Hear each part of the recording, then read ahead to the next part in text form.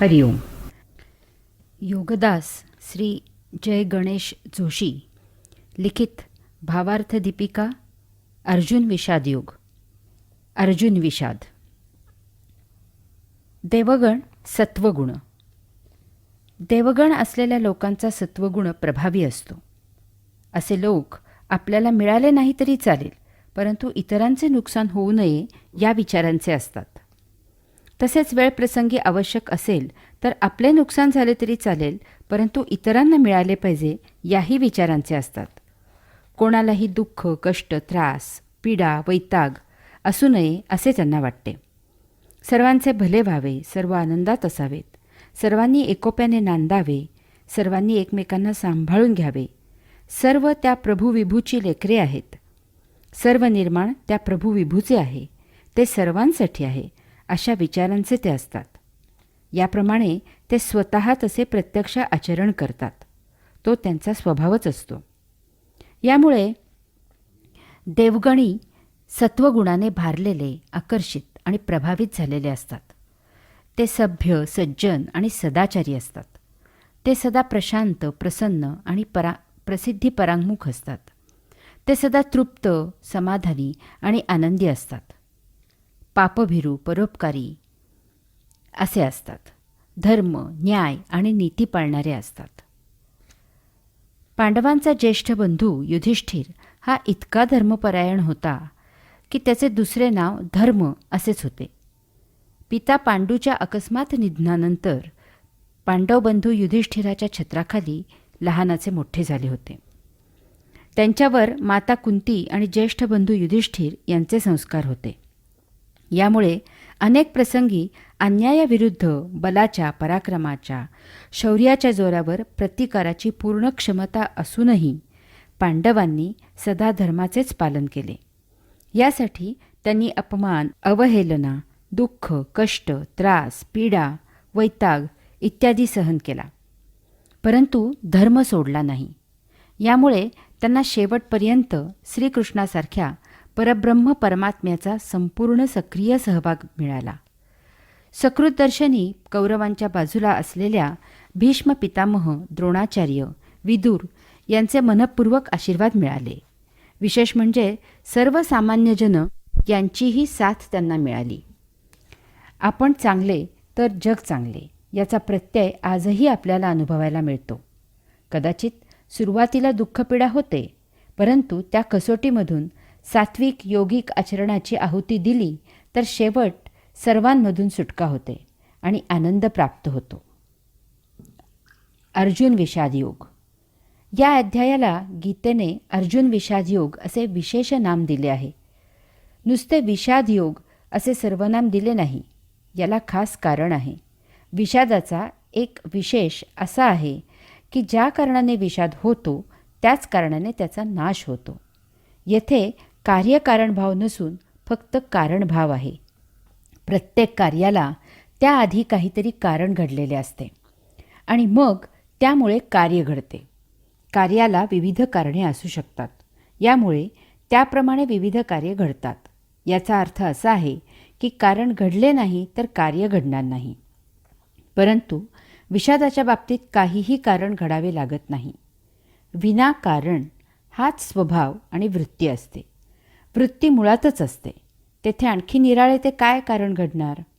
काहीही निमित्त लागत नाही. अशा व्यक्तींच्या सहवासात आल्यावर त्यांच्यामधील तम, रजस, सत्व याप्रमाणे त्यांचा राक्षसगण, मनुष्यगण, देवगण उद्दीपित होतो आणि त्याप्रमाणे कार्य घडते. कारण असो की नसो, तमोगुणी माणसाच्या सहवासात आलेल्याला त्याच्या शीघ्रकोपी राक्षसगणाचा चटका बसणारच. कारण असो किंवा नसो, रजोगुणी माणसाच्या सहवासात आलेल्याला त्याच्या लालची मनुष्यगणाची झळ बसणारच. कारण असो किंवा नसो, सत्वगुणी माणसाच्या सहवासात आलेल्याला त्याच्या परोपकारी देवगणाचा फायदा होणारच. मध्य पांडव अर्जुन हा देवगणामुळे सत्वगुणाने मुरलेला आहे. त्याच्या रंध्रारंध्रात देवगणामुळे सत्वगुण व्यापलेला आहे. त्याच्या नसेनसेत देवगणामुळे सत्वगुण भिनलेला आहे. सात्विकता, सज्जनता, धर्मपरायण हा त्याचा स्वभाव आहे. यामुळे कोणत्याही परिस्थितीत, कसल्याही प्रसंगी प्रत्येक वेळी अर्जुनाचा हा देवगणाने प्रभावित असलेला सत्वगुण आपोआप सहजच उफाळून येतो. याचा परिणाम म्हणून त्याचा प्रथमदर्शनी विचार, त्याची उत्स्फूर्त प्रतिक्रिया, त्याची सहजावृत्ती स्वाभाविकपणे त्याच्याही नकळत प्रतिक्षिप्त क्रिया म्हणून देवगणाने झाकोळलेली सत्वगुणी असते. आणि याचा परिणाम म्हणून अर्जुनाची क्रिया, कार्य, करणी ही मूलतः सुरुवातीला प्रथमदर्शनी जरी चूक असली तरी योग्य मार्गदर्शन मिळाले, परिसस्पर्श झाला, सुकाणूला सत्य दिशा मिळाली तर त्याचे रूपांतर योग साध्य करण्यात झाले. तथापि धृतराष्ट्राच्या तमोगुणाचे किंवा दुर्योधनाच्या रजोगुणाचे असे झाले नाही. त्या दोघांनाही बुजुर्गांच्या समुपदेश योग्य वेळी मिळाला होता, परंतु ते दोघे भरकटलेलेच राहिले. शेवटपर्यंत अयौगिक कृत्यालाच चिकटून राहिले आणि नियतीच्या खडकावर आपटून सर्वनाश होऊन देशोधडीला लागून अतिशय दारुण मृत्यूला सामोरे गेले.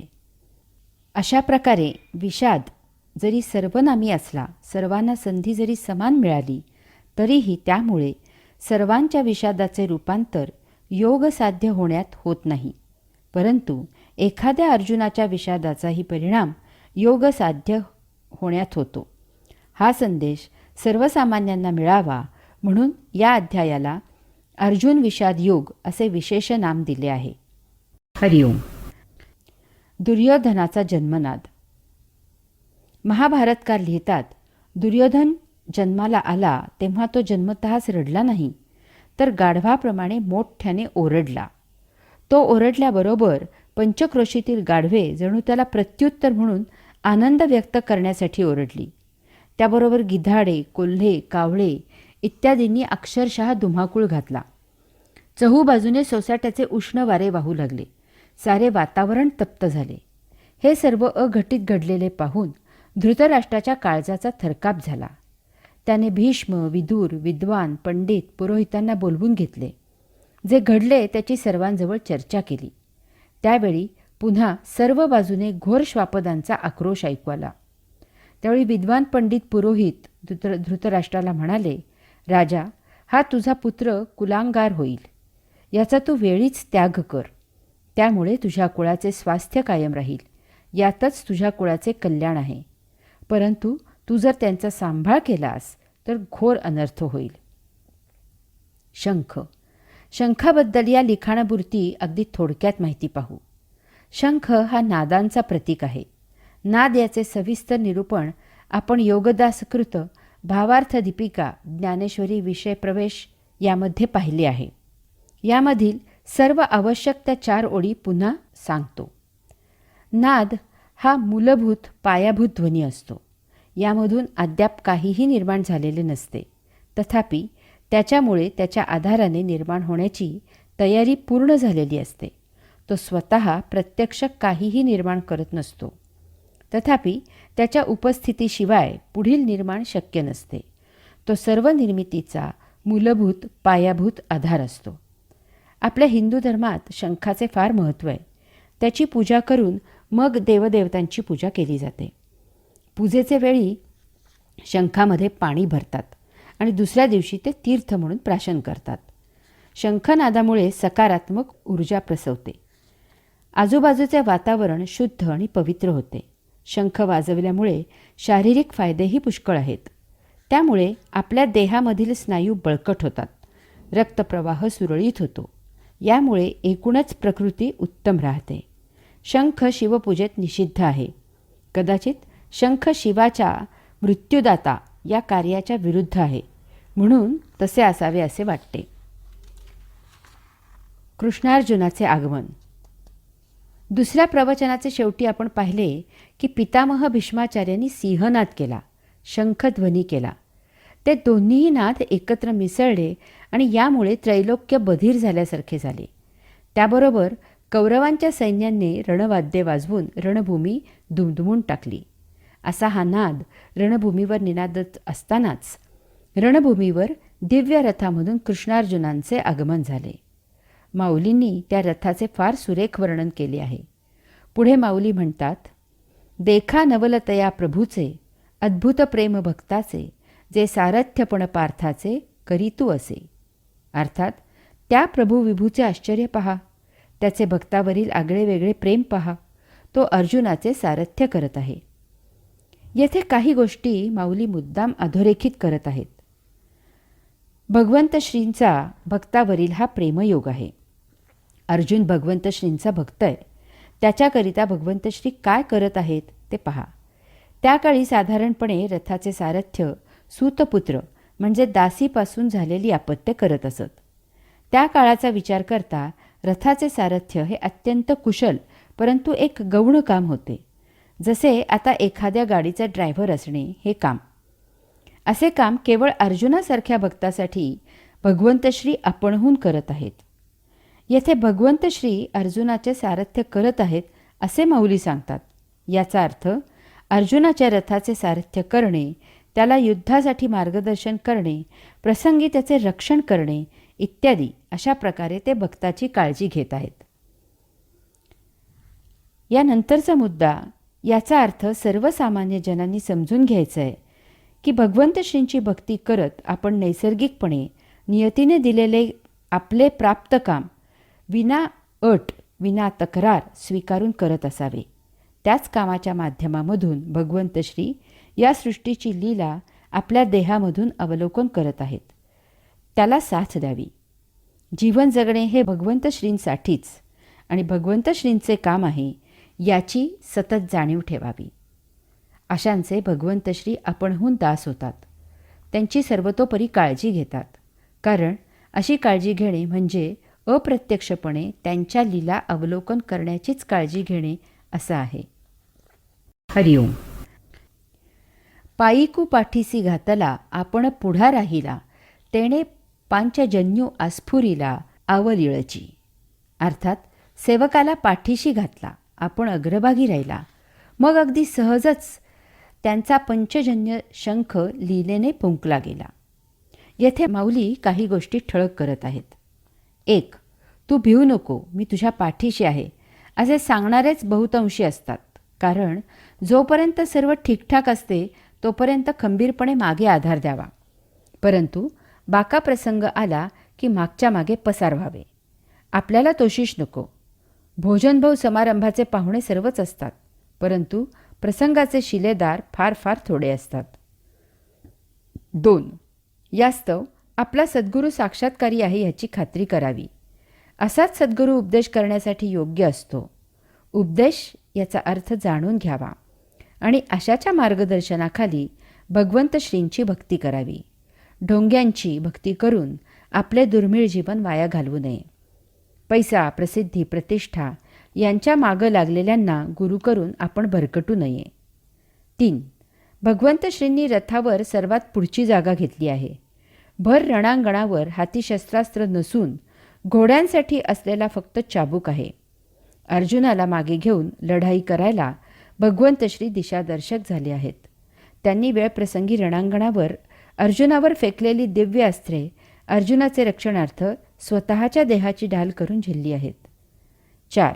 आता भगवंत श्रींच्या अंगी अर्जुनाचा रथाचे सारथ्य करणे, लढाईसाठी त्याला मार्गदर्शन करणे, त्याचे रक्षण करणे, धर्माला आणि न्यायनीतीला युद्ध जिंकून देणे इत्यादी असे हे कार्य इतके भिनले आहे की त्यांच्याकडून त्यांचा तो अद्भुत पांचजन्य शंख आपोआप उत्स्फूर्तपणे फुंकला गेला.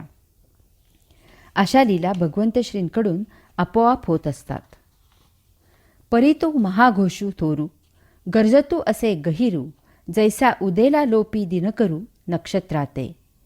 तैसे तुरबंबाळू भवते, कौरवदळी गाजत होते, ते हरपोनी नेणो केऊते, गेले तेथ. अर्थात परंतु सूर्योदय झाल्यावर जशी नक्षत्रे लोप पावतात तशी त्या शंखाच्या महानाद ध्वनीने कौरवांच्या सैन्यामध्ये होत असलेला वाद्यांचा गजर कोणीकडे नाहीसा झाला त्याचा पत्ता लागेना.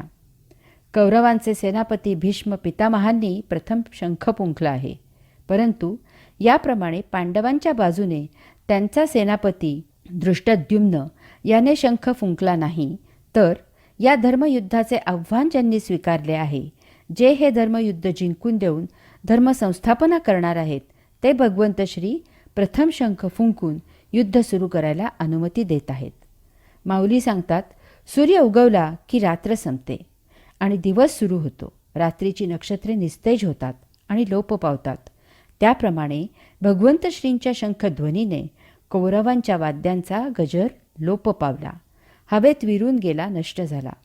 कौरवांच्या सैन्याचा उत्साह निस्तेज झाला.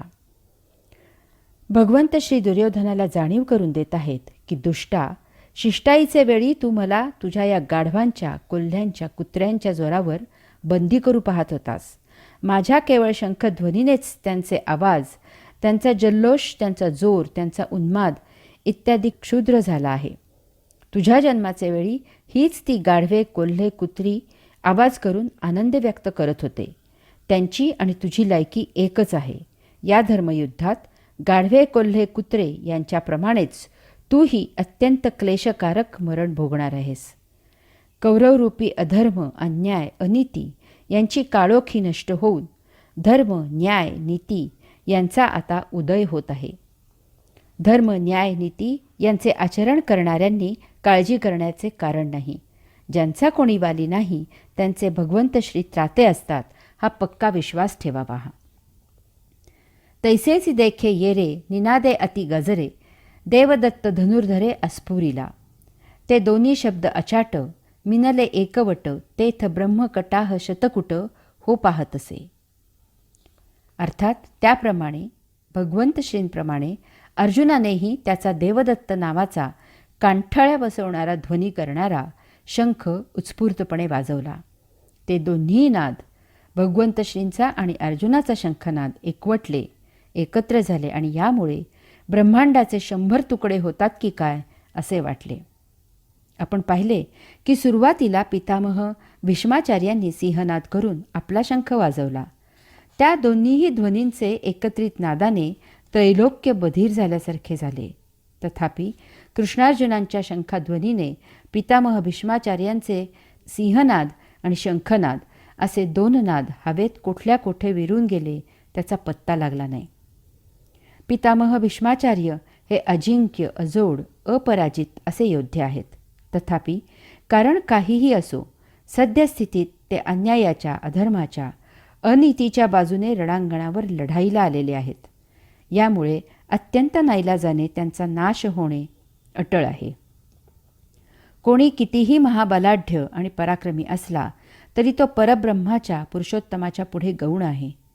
हिरण्यकशपुला, रावणाला, ब्रह्मराक्षसाला देवांकडून वर मिळाले होते, परंतु त्यांच्या पापकर्माचे कुफळ म्हणून त्यांचा नाश झाला. याचप्रमाणे पितामह भीष्माचार्यांचाही नाश होणे अपरिहार्य आहे. त्यासाठी नियतीचे नियोजन अनाकलनीय असते. पितामह भीष्माचार्यांसाठी शिखंडीची योजना नियतीने भीष्माचार्यांच्या वधासाठी अगोदरच केलेली आहे. विश्व द्वंद्वावर चालते. यामुळे देवांबरोबरच दानव, सज्जनांबरोबर दुर्जन जन्माला येतात. हा वैश्विक नियम आहे. यासाठी यथाकालावधी पुरुषोत्तमांना येथे धर्म, न्याय, नीती याची स्थापना करावी लागते. याला काही इलाज नाही. भक्तांनी पुरुषोत्तमावर नितांत श्रद्धा, भावभक्ती ठेवून आपले योगिक आचरण सुरू ठेवावे. अशांसाठी भगवंत श्रींचे अंशात्मक अवतार महामानव येथे येऊन धर्मकार्य करत असतात. हरिओम. माऊली पुढे सांगतात की यानंतर भीमसेन, युधिष्ठिर, नकुल, सहदेव, द्रुपद, काशीराजा, द्रौपदीचे पुत्र, सात्यकी, दृष्टद्रुम्न, शिखंडी, विराट, अन्य राजे यांनी आपापले शंख वाजवले. येथे एक महत्त्वाचा फरक लक्षात घ्यावा. कौरवांच्या बाजूने फक्त पितामह भीष्माचार्यांनीच शंख वाजवला आहे. अन्य कौरवांनी किंवा त्यांच्या प्रमुख योद्ध्यांनी शंख वाजवला नाही. तथापि कृष्णार्जुनांनी शंखध्वनी केल्यावर सर्व अन्य पांडवांनी आणि त्यांच्याकडील समस्त प्रमुख वीरांनी शंखनाद केला. आपण शंखाची या लिखाणाला अत्यावश्यक इतकी माहिती घेतली आहे. शंख पवित्र आहे, पूजनीय आहे, परंतु तो शिवपूजेत निषिद्ध आहे. कौरवांना ना कसले सुसंस्कार, ना पावित्र्याची चाड, ना शुची, ना सृजनाची गोडी. त्यांना फक्त स्वार्थ, सत्ता, धन, उपभोग, मौज, मजा, चंगळ हेच प्रिय आहे. यासाठी सर्वांना प्रेमाने न जिंकता सत्तेच्या आणि शक्तीच्या जोरावर दहशत, धाक दाखवून सर्वांकडून सक्तीने सेवा करायला लावायचेच माहीत आहे. ते कसला शंखध्वनी करणार? कृष्णार्जुन, अन्य पांडव आणि त्यांच्याकडील सर्व प्रमुख योद्धे शंखनाद करून सर्वसामान्य जनतेला ग्वाही देत आश्वस्त करत आहेत की आता अन्यायाचे राज्य संपले, दुष्टांचा काळ भरला, धर्माचे, न्यायाचे आणि नीतीचे राज्य आता लवकरच सुरू होत आहे. परब्रह्माच्या, परमात्म्याच्या, पुरुषोत्तमाच्या छायेच्या प्रतिछायेत, ध्वनींच्या प्रतिध्वनीत, कृतीच्या प्रतिकृतीत इतकी ताकद, शक्ती, ऊर्जा असते की त्या योगे विश्वाचा कारभार सुनियोजित, सुरळीत, सुस्थितीत सुरू राहतो. येथे तर रणांगणावर प्रत्यक्ष परब्रह्म, परमात्मा, पुरुषोत्तम पूर्णावतार धारण करून उपस्थित झाला आहे. तेव्हा आता सर्वसामान्य प्रजेने काळजी करायचे कारण नाही. लवकरच येथे सुराज्याची स्थापना होणार आहे.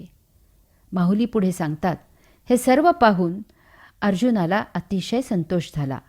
त्याने उत्सुकतेने सर्वांकडे एक कटाक्ष टाकला आणि आपले गांडीव धनुष्य सहजच लीलया उचलले आणि त्यावेळी अर्जुन म्हणत असे, देवा, आता झडकरी रथू पेलावा, नेऊनी मध्ये लावावा दोही दळा. जव मी नावेक, हे सकळ वीर सैनिक, न्याहाळीन अशेख झुंज तेजे. अर्थात त्यावेळी अर्जुन भगवंत श्रींना म्हणाला, आता आपला रथ लवकर नेऊन दोन्ही सैन्यांच्या मध्ये उभा करा, म्हणजे युद्धाला इच्छुक असलेल्या या सर्व वीर सैनिकांना मी क्षणभर न्याहाळीन. येथे दोन भावांमधील, दोन संस्कारांमधील, दोन प्रवृत्तींमधील, तम, रज आणि सत्व या मनुष्याच्या स्वाभाविक गुणामधील, राक्षस, मनुष्य आणि देवगण या मानवाच्या संचितानुसार उपजत गणांमधील हा महाभयावह फरक लक्षात घ्या. युद्ध सुरू होण्याआधी दुर्योधनानेही सैनिकांचे निरीक्षण केले आणि अर्जुनानेही सैनिकांचे निरीक्षण केले, परंतु दुर्योधनाने स्वतःच्या एकाच बाजूला उभे राहून दोन्ही सैनिकांचे निरीक्षण केले आणि त्याच्या पराक्रमांचे वर्णन केले. ते करताना तो म्हणतो की पांडव महापराक्रमी आहेत हे मान्य, तथापि आम्हीही काही कमी नाही, आमच्याकडे त्यांच्याही पेक्षा वरचढ योद्धे आहेत. दुर्योधनाचे हे निरीक्षण एककल्ली आहे, एकाच बाजूला झुकलेले आहे, न्यायाच्या तत्वांना हरताळ फासणारे आहे. यात समतोल बुद्धी, विचार, विवेक नाही. यामुळे त्यामधून अहंकार बाहेर आला आहे. हा त्याचा मीपणाच त्याच्या घाताला कारणीभूत झाला आहे. त्याला स्वतःचीच शुद्ध बुद्ध नाही, तो इतरांचा विचार कसा करणार? यामुळे कुत्रा जसा ट्रकवर धावून जातो तसा हा आगीत उडी मारायला उतावीळ झाला आहे. यामुळे तो प्रजेला न्यायाचे, धर्माचे, नीतीचे राज्य देऊ शकला नाही. तथापि अर्जुनाने भगवंत श्रींना रथ दोन्ही सैन्यांच्या मध्यभागी उभा करायला सांगितला आहे. येथे दोन्ही बाजूंचा विचार, विवेक आणि तारतम्य आहे. यामुळे कृतीआधी संयम राखला गेला आहे. येथे आतताईपणा केला जात नाही. येथे समतोल आहे. स्वतःप्रमाणेच अन्यांचा पण विचार केला आहे. यामुळे त्याच्याकडून धर्म, न्याय, नीती याचा आदर राखला गेला आहे. त्याने एकदम युद्धाला सुरुवात केली नाही. सर्वांनी एकमताने विचार करून जरी युद्ध करावे असे ठरवले असले तरीही प्रत्यक्ष सुरू करताना पुन्हा एकदा खुंटी तपासून पाहण्याची बुद्धी, विवेक, संयम, तारतम्य त्याच्याकडे आहे. अर्जुन भक्तियोगामधील प्रेमयोगही प्राप्त झालेला आहे. त्यामुळे त्याचे जसे भगवंत श्रींवर प्रेम आहे तसेच त्याच भगवंत श्रींच्या तमाम लेकरांवरही प्रेम आहे. तो एक जाणता राजा आहे. यामुळे त्याला प्रजेची काळजी आहे. त्याला स्वतःच्या पराक्रमाची, शौर्याची, शस्त्रास्त्रांच्या विद्येची जाणीव आहे. आपण युद्ध केले तर काय होऊ शकते त्याची त्याला जाण आहे आणि यामुळे शस्त्र वापरण्यापूर्वीच त्याच्या परिणामांचा तो विचार करत आहे. हरिओम. हेच युद्धभूमीवर गीता सांगण्याचे प्रयोजन आहे. हाच कलाटणी देणारा मुद्दा आहे. हाच वैचारिक क्रांती घडवणारा क्षण आहे. It is a turning point. देवगणाने प्रभावित असलेल्या सत्वगुणी अर्जुनाची बौद्धिक, वैचारिक आणि सुसंस्कारित बैठक कशी आहे पहा. अर्जुनाने अशी इच्छा व्यक्त करता क्षणी भगवंत श्रींनी रथ दोन्ही सैन्यांच्या मध्ये उभा केला. रथ स्थिर होताच अर्जुन त्या दोन्ही सैन्यांकडे मोठ्या उत्सुकतेने पाहू लागला. परंतु त्याची संभ्रमावस्था झाली. यानंतर त्या तशा संभ्रमावस्थेत भगवंत श्रींजवळ झालेल्या अर्जुनाच्या संभाषणाचे वर्णन माऊली करतात. मग देवा म्हणे देख देख, हे गोत्र गुरु अशेख, तब कृष्णमनी नावेक विस्मो जाहला. अर्थात मग भगवंत श्रींना तो म्हणाला, पहा पहा, हे तर आमचेच आप्त स्वकीय गुरु आहेत. ते ऐकून भगवंत श्रींना क्षणभर आश्चर्य वाटले. अर्जुन प्रत्यक्ष युद्धभूमीवर लढाईला आलेला आहे. समोर शत्रू युद्धासाठी तयार झालेला आहे. शंखनाद रणवाद्य यांचा गजर निनादला आहे. आता लढाईला सुरुवात करायची आहे. अशा वेळी पांडवांकडील सर्वात प्रमुख योद्धा, ज्याच्यावर युद्ध जिंकण्याची पांडवांची भिस्त आहे, ज्याने आत्तापर्यंत अनेक युद्ध लढली आहेत आणि सर्वच्या सर्व जिंकली आहेत, ज्याला लढाई, युद्धभूमी, त्यावरील संहार नवीन नाही, असा तो अर्जुन आता ऐनवेळी म्हणत आहे की रणांगणावर आमचेच आप्तस्वकीय गुरु आहेत. हे महाविचित्र आहे. युद्धभूमीवर समोर आलेला फक्त शत्रू म्हणूनच ओळखायचा आहे. तेथे अन्य कसलेली नाती, गोते, संबंध नाहीत. तेथे कोणीही आप्त नाही आणि स्वकीय नाही आणि गुरुही नाही. समोर फक्त आणि फक्त शत्रू आहे. त्याला कसेही करून नामोहरम करायचे आहे. प्रसंगी त्याला ठार करायचं आहे. येथे जराही कसलीही किंचितही दया, माया, क्षमा, शांती नाही. येथे युद्ध जिंकणे एवढे एकच कर्तव्य करायचे आहे. परंतु अर्जुन ऐन युद्धप्रसंगी काहीतरी भलतेच युद्धभूमीवर वीराला अशोभनीय असे बोलत आहे. या भावभावना आहेत. भावभावना मानसिक असतात. त्या केव्हा कशा कोठे उफाळून येतील आणि आपला कब्जा घेतील याचा काहीही नेम नाही. यामुळे भगवंत श्रींना महाविस्मय, आश्चर्य वाटले आहे. त्यांनी ओळखले की अर्जुनाच्या मनात काहीतरी विचित्र खळबळ माजली आहे. ती बाहेर येणे आवश्यक आहे, कारण अशा मानसिक अवस्थेत तो पूर्ण क्षमतेने युद्ध करू शकणार नाही. युद्ध सुरू झाल्यावर मध्येच काही विघ्न यायला नको. यास्तव भगवंत श्री शांतपणे मौन राहिले आणि हा त्यांचा लाडका शिष्य सखा अर्जुन काय काय सांगतो हे ते लक्षपूर्वक ऐकण्याची भूमिका त्यांनी स्वीकारली. यानंतर अर्जुनाने भगवंत श्रींना जे सांगितले त्याचा थोडक्यात गोषवारा असा आहे. 1. देवा, मी सर्व सैन्य पाहिले. येथे तर माझेच सर्व आप्त स्वकीय गोत्रज एकमेकांशी युद्ध करून एकमेकांना ठार करायला उत्सुक झालेले आहेत. 2. यांच्याशी युद्ध कसे करावे, माझे मन आणि बुद्धी अस्थिर झाली आहे. 3. मला काही सुचेनासे झाले आहे. माझ्या अंगाला कापरे भरले आहे. घशाला कोरड पडली आहे. गात्रे शिथिल झाली आहेत. अंगावर काटा आला आहे. अंगाचा दाह झाला आहे. गांडीव धनुष्य धरण्यासाठी हात ढिला झाला आहे आणि ते माझ्या हातून केव्हा गळून पडेल ते मलाही समजले नाही. 4. वज्राहूनही कठीण आणि निष्ठुर असलेले माझे हृदय आप्तजनांबद्दल मोहाने व्यापले आहे. 5. येथे एक क्षणभरही थांबू नये असे मला वाटते. 6. जर कौरवांना ठार मारायचे असेल तर मग युधिष्ठिराला का ठार करू नये, कारण ते दोघेही माझे गोत्रज आहेत. 7. आग लागो या युद्धाला. या पातका वाचून आमचे काय अडले आहे. 8. युद्धाचा परिणाम फार वाईट होईल, तथापि युद्ध न केल्यास ते कल्याणकारक आहे. 9. या सर्वाचा वध करून राज्य भोगायचे असेल तर त्याला आग लागो. 10. हे असले सुख उपभोगण्याऐवजी आम्ही त्याविना दुःख सोसू. 11. या सर्वांचा घात करून राज्य उपभोगावे असे माझ्या स्वप्नातही येणार नाही. 12. कुळाने स्वकीयांचा संहार करावा यासाठीच कुळामध्ये पुत्रप्राप्तीची इच्छा करतात का. 13. कुळाने पराक्रम करावा, आपले जीवन खर्च करावे आणि त्याचा वडीलधाऱ्यांनी उपभोग घ्यावा, याऐवजी आम्ही यांचे अहित चिंतित आहोत. 14. हे समोर असलेले आपल्या कुटुंबियांवर पाणी सोडून तलवारीच्या धारेवर आपले प्राण ठेवून येथे मरायला आले आहेत.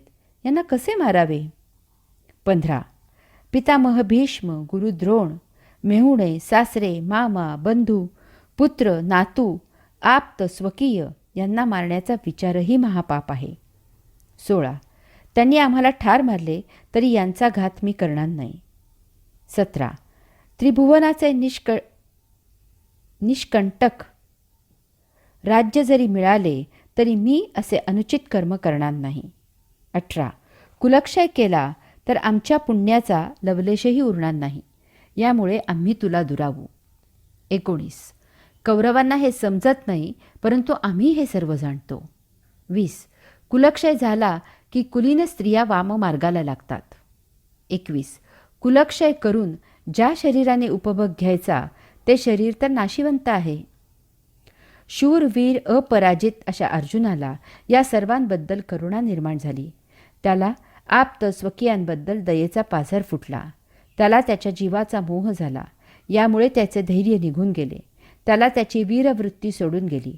अशा प्रकारे आता जरी कौरवांनी आपल्यावर शस्त्र उगारले तरी तेच त्यांच्यासाठी चांगले आहे असे म्हणून अर्जुनाने रथामधून खाली उडी टाकली आणि निःशस्त्र होऊन तो तेथे दुःखाश्रू गाळत बसून राहिला. हाच तो अर्जुनाचा विषाद आहे. आपण विषादाचा अर्थ पहिल्या प्रवचनात पाहिला आहे. विषाद म्हणजे उत्साह नष्ट होणे, निराश होणे, वैफल्य येणे इत्यादी. याचे अन्यही अर्थ आहेत. मूर्खपणा, दुःख इत्यादी.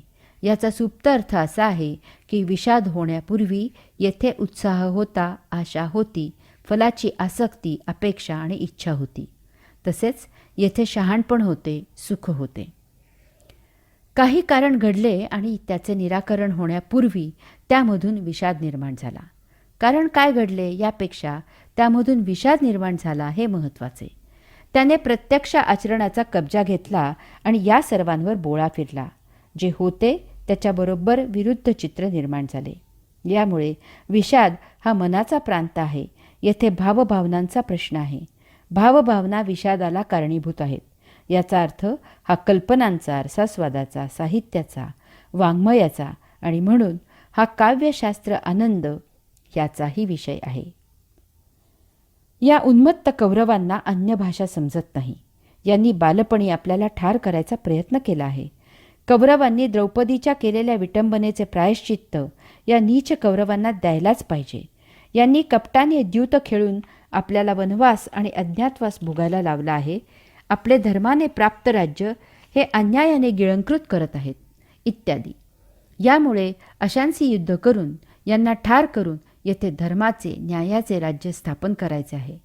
अशा विचाराने प्रेरित होऊन मोठ्या उत्साहाने राज्य मिळवण्यासाठी युद्ध जिंकायचेच अशा अपेक्षेने प्रत्यक्ष युद्धभूमीवर तसा आचार करायला प्रविष्ट झालेला हा अपराजित जगज्जेता अर्जुन आता म्हणतो की मला युद्धच करायचे नाही. याचा अर्थ त्याचा युद्ध करायचा उत्साह नष्ट झाला आहे. तो स्वजनांच्या मोहाने निराश झाला आहे. तो वैफल्यग्रस्त झाला आहे. हा त्याचा मूर्खपणा आहे. वैचारिक गोंधळ होऊन तो दुःखी झाला आहे. त्याने जे काही करायचे म्हणून संकल्प सोडला होता त्याच्याबरोबर विरुद्ध घटना आता येथे घडली आहे. त्याच्यामध्ये विषादाची सर्व लक्षणे दिसत आहेत. तथापि त्याचा विषाद देवगणाने व्यापलेला सत्वगुणी आहे. जन्मांध असलेल्या धृतराष्ट्राला स्वतः काहीही न करता आयतेच पांडवांचे राज्य हडप करायचे आहे. यासाठी त्याने पांडवांच्या बालपणापासून अनेक प्रयत्न केले. हा राक्षसगणाला व्यापलेला तमोगुण आहे. परंतु ते सर्व निष्फळ झाले. यामुळे त्याला विषाद झाला. दुर्योधनाला पांडवांचे राज्य गिळंकृत करायचे आहे. यासाठी त्याने प्रत्यक्ष बरेच प्रयत्न केले. कपटाने द्यूत खेळून पांडवांना देशोधडीला लावले. परंतु सर्व व्यर्थ झाले. आता निकराची शेवटची लढाई सुरू झाली आहे.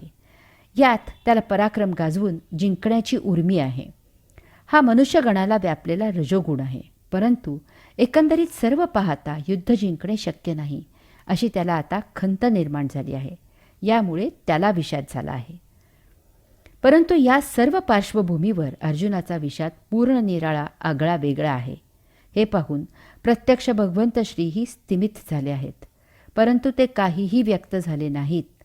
हा काय म्हणतो हे ऐकण्याची भूमिका त्यांनी घेतली. कारण देवगण असलेल्या सत्वगुणींना विषाद सहसा होण्याचे कारण नसते.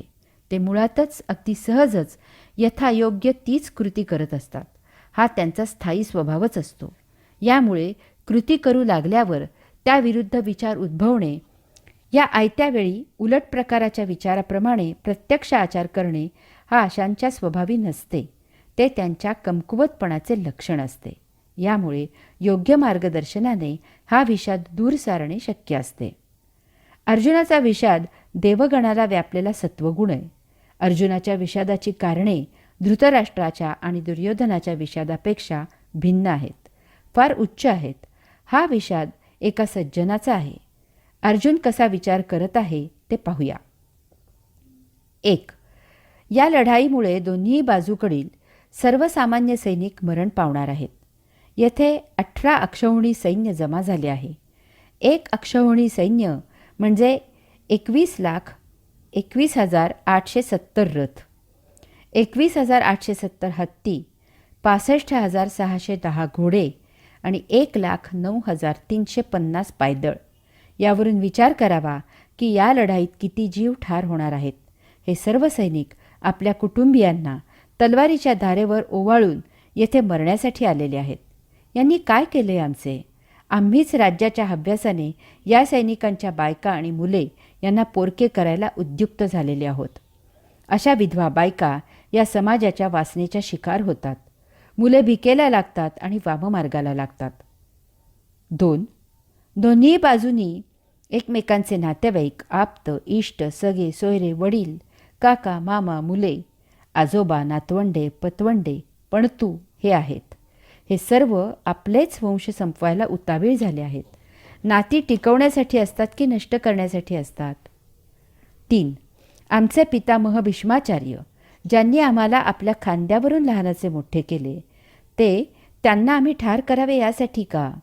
की आम्ही त्यांच्या वृद्धापकाळात त्यांची सेवा करावी, शुश्रूषा करावी, काळजी घ्यावी, त्यांना वृद्धापकाळी आधार द्यावा यासाठी? 4. द्रोणाचार्य आमचे गुरु आहेत. त्यांनी आम्हाला अस्त्र, शस्त्र, विद्या शिकवली. ती त्यांनाच ठार करण्यासाठी शिकवली का? 5. या लढाईत हत्ती, घोडे, खेचरे इत्यादी प्राण्यांची हत्या होणार आहे. या बिचाऱ्या मुक्या जीवांनी आमचे काय वाईट केले आहे? 6. या लढाईत युद्धाची फार मोठी शस्त्रसामुग्री नष्ट होणार आहे. सर्वांचा विध्वंस होणार आहे. कशासाठी हे सर्व? 7. हे राज्य न मिळाल्याने आमचे असे काय अडले आहे? 8. यात सर्वात महत्त्वाचे म्हणजे अशा प्रकारे संहार आणि विध्वंस केला तर पाप लागेल आणि अशा पाप्यांपासून भगवंत श्री दूर जातील हा विचारही मला सतावत आहे. आम्हाला भगवंत श्रींच्या अत्यंत दुर्मिळ सहवासापुढे सर्व तुच्छ, क्षुद्र, हीन आहे. अशा प्रकारे अर्जुन विचार करत आहे आणि यामुळे त्याचं मन उद्विग्न झालं आहे. त्याला काय करावं, कसं करावं ते उमजेनासं झालं आहे. तो विषण्ण झाला आहे. जळो, मरो, आग लागो या भौतिक लोभ प्रलोभनांना, असं त्याला वाटत आहे. युद्धाला येतानाचा अर्जुन आणि आता समरणांगणावर आप्तेष्टांना पाहिल्यावरचा अर्जुन यामध्ये बरोबर विरुद्ध फरक झाला आहे. यामुळे हा अर्जुनाचा विषाद आहे. यामागे पूर्णपणे सात्विकता आहे. म्हणून भगवंत श्रींना खात्री आहे की या विषादाचा योग होऊ शकतो. कारण धृतराष्ट्र आणि दुर्योधनाला समुपदेशन करून काही उपयोग झाला नाही. उलट त्यांचा राक्षसगणाला आणि मनुष्यगणाला पछाडलेला तमोगुण आणि रजोगुण जास्तच उफाळून आला. ते जास्तच उन्मत्त झाले. मूर्खांना उपदेश करणे म्हणजे पालथ्या घड्यावर पाणी असते. तथापि अर्जुन देवगणाने युक्त असा सत्वगुणी आहे. याच्यावर मेहनत घ्यायला हरकत नाही. येथे त्या विषादालाही योगाचा अंकुर फुटू शकतो आणि सृजन होऊ शकते. येथे पहिल्या अध्यायाची सांगता करताना गीतेतील एक श्लोक आहे तो असा: एवं मुक्तार्जुन संख्ये रथोपस्थ उपविशत विसृज्य सशरम चापम शोकसंविघ्न मानसहा. अर्थात असे बोलून अर्जुनाने बाणासह धनुष्य खाली ठेवले आणि शोकाने उद्विग्न होत तो रथाच्या मागे जाऊन बसला. अर्जुनाच्या या कृतीबद्दल माऊली लिहितात: मग अत्यंत उद्वेगला न धरत गहिवरू आला, तेथ उडी घातली खाला रथोनिया. अर्थात अत्यंत उद्वेगाने अनिवार गहिवर होऊन त्याने रथामधून खाली उडी घेतली. येथे गीतेचे सांगणे आणि माऊलींनी त्यावर केलेले भाष्य यामध्ये मूलभूत फरक आहे. गीता सांगते की त्याने धनुष्यबाण खाली ठेवले आणि शोकाने उद्विग्न होत रथाच्या मागे जाऊन बसला. माऊली सांगतात की अत्यंत उदासीन होऊन त्याने रथामधून खाली उडी घेतली. गीता सांगते, अर्जुन शोकाने उद्विग्न झाला. त्याने धनुष्यबाण रथामध्ये खाली ठेवले. आता आपण युद्ध करणार नाही असे त्याने जे भगवंत श्रींना सांगितले आहे त्याबद्दलची त्याची ती स्वाभाविक प्रतिक्रिया आहे. धनुष्यबाणाचा त्याने त्याग केला आणि तो रथाच्या मागे जाऊन बसला. अर्जुन आणि धनुष्यबाण रथामध्येच आहेत. रथाच्या मागे जाऊन बसण्यामध्ये त्याने त्याचा शोक व्यक्त केला आहे. त्याने भगवंत श्रींना आत्तापर्यंत जे काही सांगितले आहे त्यावरून त्याचं उद्विग्न होण्याचे कारण त्याचा वैचारिक बौद्धिक गोंधळ उडाला आहे असे आहे. ज्यावेळी मतभेद होतो तेव्हा समोरील व्यक्ती जर वाद घालणारी असेल तर ती डोळे ताठ करून डोळ्याला डोळा देत वाद घालते. तथापि समोरील व्यक्ती जर सभ्य, आदर, मान सन्मान देणारी असेल तर ती नजरेला नजर न देता मान दुसरीकडे फिरवते. आत्ता भगवंत श्रींसमोर अर्जुन आहे. तो भगवंत श्रींना मान देणारा, त्यांचा आदर ठेवणारा, भगवंत श्रींना त्यांचे सर्वस्व मानणारा, त्यांचा लाडका सखा असा आहे. त्यामुळे त्याने भगवंत श्रींना त्यांचे मत सांगितले आणि हे मत त्यांच्यापेक्षा निराळे असल्यामुळे त्याचा मान राखण्यासाठी तो रथाच्या मागे जाऊन बसला आहे. अशा वेळी तो भगवंत श्रींच्या समोर थांबू शकत नाही, त्यांच्या नजरेला नजर देऊ शकत नाही. याचा अर्थ असा आहे की आता जर भगवंत श्रींनी त्याला वैचारिक आणि बौद्धिकदृष्ट्या पटवून दिले की सांप्रत परिस्थितीमध्ये त्याने प्राप्त युद्ध करणे खूपच श्रेयस्कर आहे, हेच श्रेयस्कर आहे, तर तो युद्धाला तयार होऊ शकतो. त्याची शस्त्रे तेथेच रथात आहेत. त्याचा वैचारिक आणि बौद्धिक गोंधळ दोलायमान आहे. यामुळे तो रथ सोडून निघून गेलेला नाही. तो तेथेच भगवंत श्रींचा उपदेश ऐकण्यासाठी थांबला आहे. लहान मूल आईवर रुसतं आणि कोपऱ्यात जाऊन बसतं, परंतु तेथे ते चोरट्या नजरेनं हळूच आई समजूत घालण्यासाठी येते आहे ना याचं अवलोकन करतं. अशा प्रकारे गीतेने या श्लोकाद्वारे पहिला अध्याय संपन्न करून दुसरा अध्याय सांख्ययोग याची पार्श्वभूमी येथे केली आहे. माऊली सांगतात, अर्जुनाने अत्यंत गहिवरून उदास होऊन रथामधून खाली उडी मारली. उडी तेव्हाच मारली जाते जेव्हा मनुष्य बेभान होतो, त्याचा होश उडतो.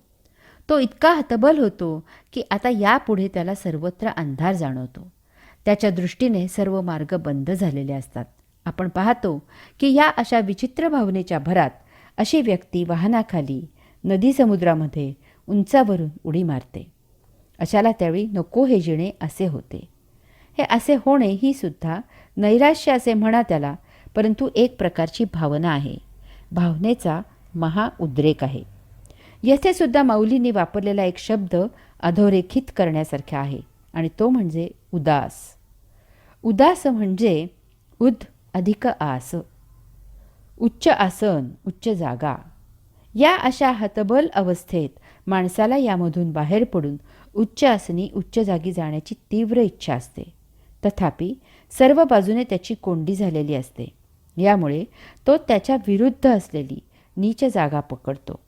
हाच तो उद्वेग, हतबलता, असहाय्यता व्यक्त करण्याचा नकारात्मक मार्ग आहे. आणि यामुळे मारकुट्या नवऱ्याची बायको किंवा छळणाऱ्या सासूची सून स्वतःला मारून घेते. या अशा भावभावनांमुळे हा भावार्थ दीपिकेचा विषय झाला आहे. पहिल्या अध्यायाच्या शेवटच्या श्लोकाला अशा प्रकारे कलाटणी देऊन माऊलींनी दुसऱ्या अध्यायाची गाडी भावार्थ दीपिकेच्या मार्गावर वळवली आहे. यामुळे वास्तवात पहिल्या अध्यायाच्या विषयाचे, परंतु दुसऱ्या अध्यायाच्या सुरुवातीला 10 श्लोकाचे जे शेपूट अडकले आहे ते आपण तेथून मूळ पहिल्या अध्यायाला जोडून त्याचे निरूपण भावार्थ दीपिकेच्या दृष्टीने करू. दुसऱ्या अध्यायाच्या सुरुवातीला अशा प्रकारे भावभावनांचा उद्रेक झालेल्या अर्जुनाचे वर्णन माऊली करतात. शोकाकुल रुदनाते करी तू असे, अर्थात अशा प्रकारे शोकाकुल झालेला अर्जुन रडू लागला. एक जगज्जेता, अपराजित, अनेक लढाया लढलेला आणि त्या सर्व जिंकलेला असा हा महान योद्धा रणभूमीवर युद्ध करण्यासाठी येतो आणि रडतो आहे. माऊली वर्णन करतात की पाण्यात जसे मीठ विरघळते, वाऱ्याने जसे ढग नाहीसे होतात, त्याप्रमाणे अर्जुन मोठा धैर्यवान असूनही त्याचे हृदय द्रवले. राजहंस पक्षी चिखलात रुतल्यावर जसा म्लान दिसतो तसा तो ममतेने म्लान दिसू लागला. भावार्थ दीपिकेत जागोजागी अशी वाङ्मयीन काव्यमय भाषा दिसून येते.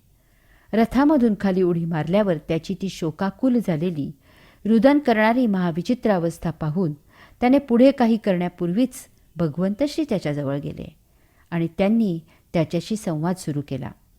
हे अशा प्रसंगी फार आवश्यक असते, नाहीतर त्या भावनेच्या उद्रेकामध्ये असा आणखी काही विचित्र कृती करण्याचा संभव असतो. भगवंतश्रींनी येथे अर्जुनाच्या उद्रेकाविरुद्ध शांत रसाने सुरुवात केली आहे. प्रथम त्यांनी त्याची शोकमग्न अवस्थेची विचारपूस केली आहे. उदाहरणार्थ, अर्जुना, अरे तू कोण आहेस आणि हे काय करत आहेस? तुझं सांगे काय जाहले, कवण उणे आले, करिता काय ठेले, खेदू काहीसा. अर्थात तुला काय झालं? सांग बरं, काय कमी पडलं? तुझं काय करायचं राहिलं म्हणून तू दुःख करत आहेस?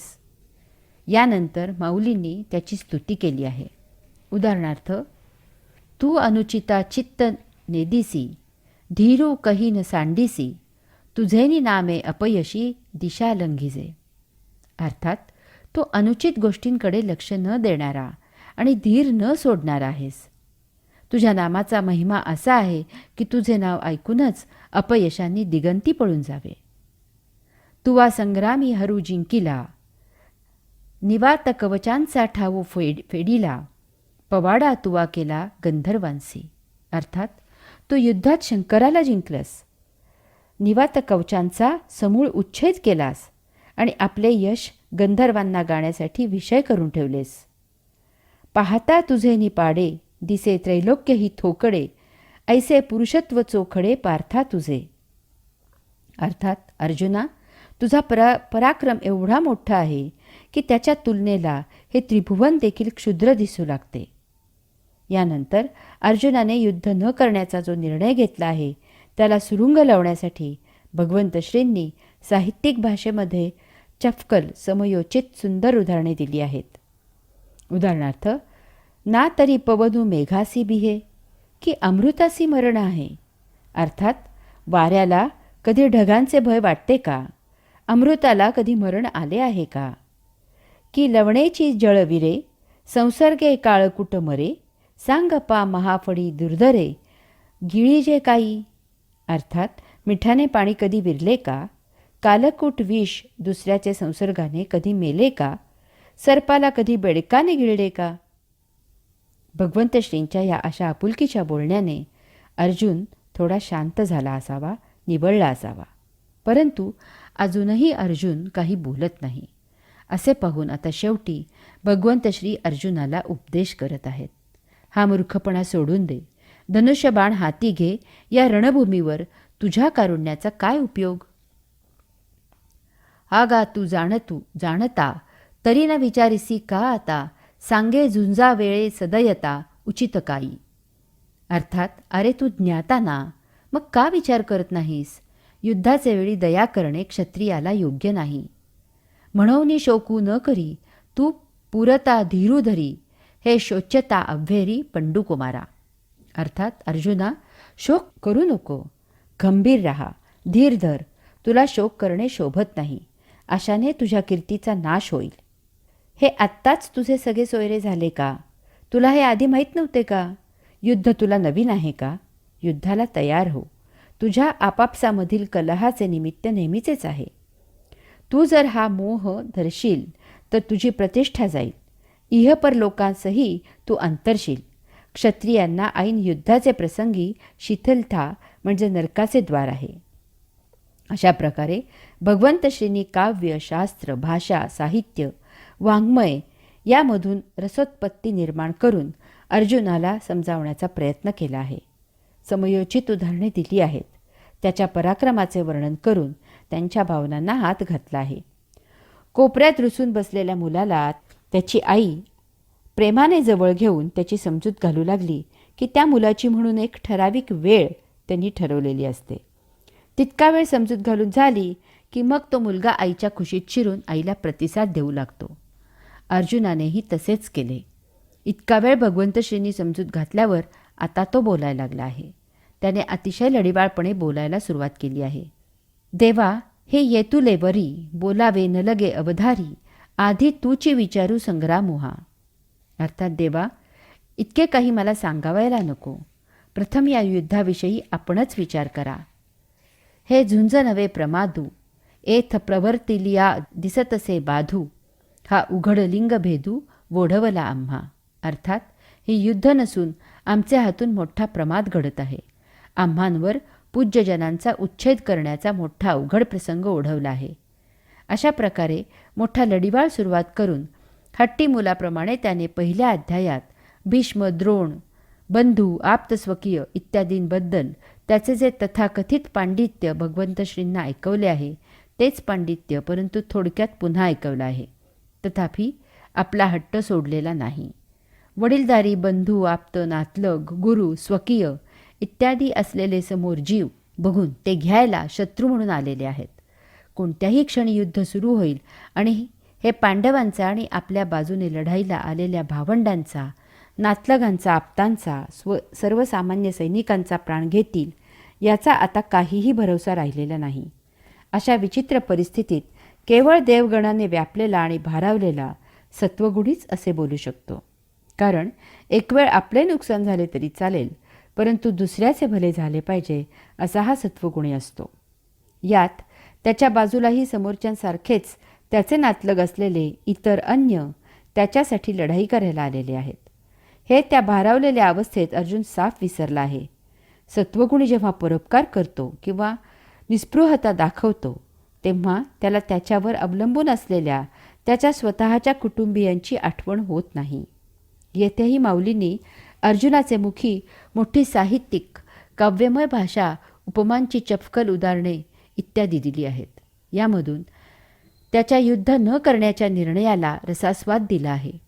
उदाहरणार्थ द्रोणाचार्यांच्या बाबतीत अर्जुन म्हणतो, देवा समुद्र गंभीर ऐकिजे, वरी तोही आहाच देखिजे, परी क्षोभू मनी नेणीजे द्रोणाचिये.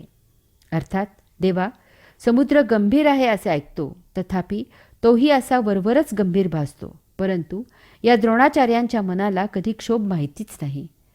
हे अपार जे गगन, वरी तयाही होईल मान, परी अगाध भले गहन हृदय यांचे.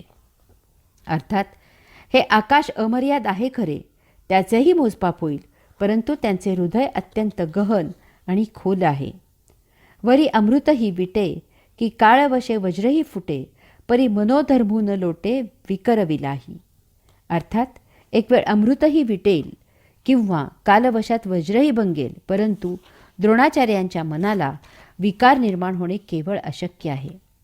स्नेह लागी माये, म्हणिपे ते किरू होये, परी कृपा ते मूर्त आहे द्रोणी इये.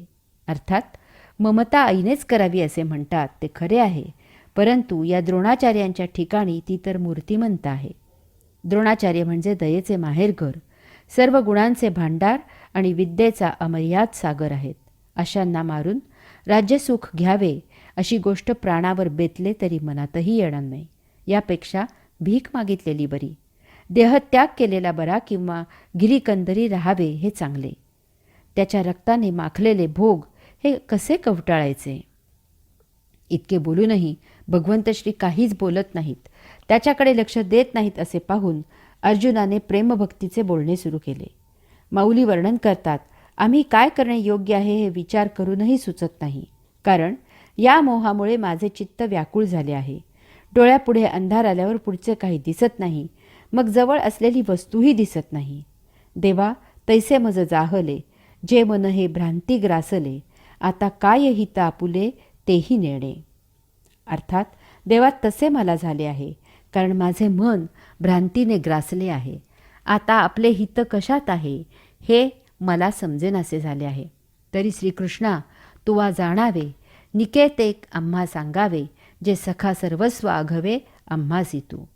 अर्थात म्हणून श्रीकृष्णा, तू विचार करून योग्य ते आम्हाला सांग, कारण आमचा सखा, आमचे सर्व काही तूच आहेस. तूच आमचा गुरु, पिता, इष्टदेवता, संकटाच्या वेळी आमचे रक्षण करणारा तूच आहेस. कृष्णा, आईने मुलाचा त्याग केला तर ते कसे जगेल? त्याप्रमाणे देवा, तूच एक आम्हाला सर्वतोपरी आहेस. मी तुला आता सांगितलेले तुला मान्य नसेल, तसेच ते धर्माच्या विरुद्ध असेल, तर ते आता मला त्वरित सांग.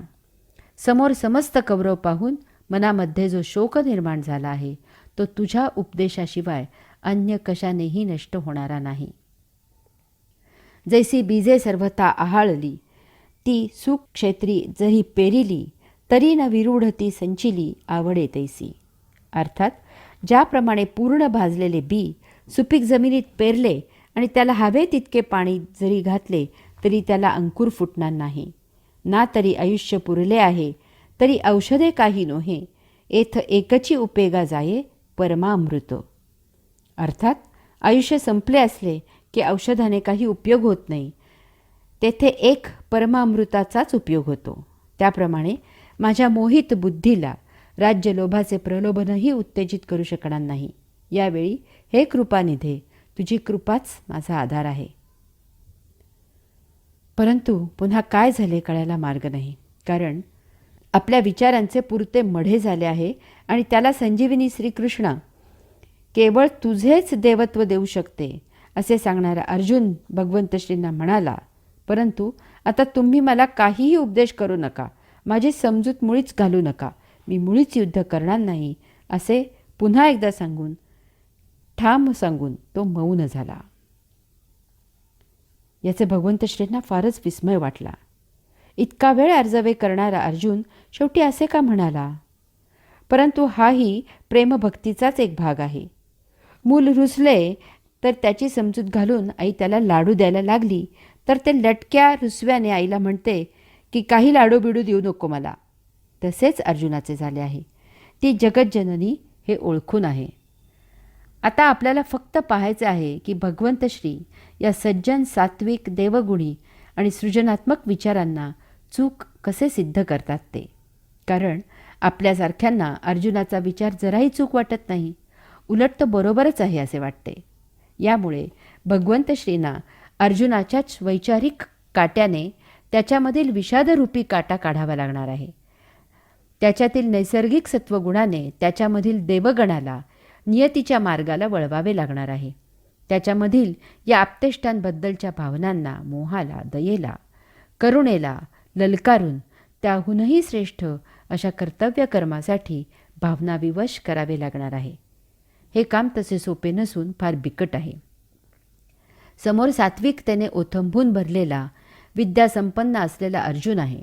येथे वैचारिक, बौद्धिक, आध्यात्मिक कसोटी लागणार आहे. त्याला प्रथम सांख्य योगाने स्वधर्म सांगावा लागणार आहे. त्याच्यामधील ज्ञानयोगी जागा करावा लागणार आहे आणि कर्मयोगाचे सर्वश्रेष्ठ महत्त्व त्याच्यासारख्या क्षत्रियाच्या गळी उतरवावे लागणार आहे. यामधून भक्ती उद्युक्त करावी लागणार आहे. या अनुषंगाने अन्य सत्व, रज, तम, आहार, विहार इत्यादी अनेक विषयांनाही स्पर्श करावा लागणार आहे. आता आपल्याला श्रीकृष्ण, भगवंत श्री, परमात्मा, पुरुषोत्तम हे कार्य कसे करतात, आपल्यासाठीही जीवनाला अत्यंत उपयुक्त असलेला हा पाठ कसा घेतात, हे विद्यार्थी होऊन जाणून घ्यायचे आहेत. अशा तऱ्हेने हे तिसरं प्रवचन येथे संपन्न होत आहे. ओम तत्सत त्वम असि.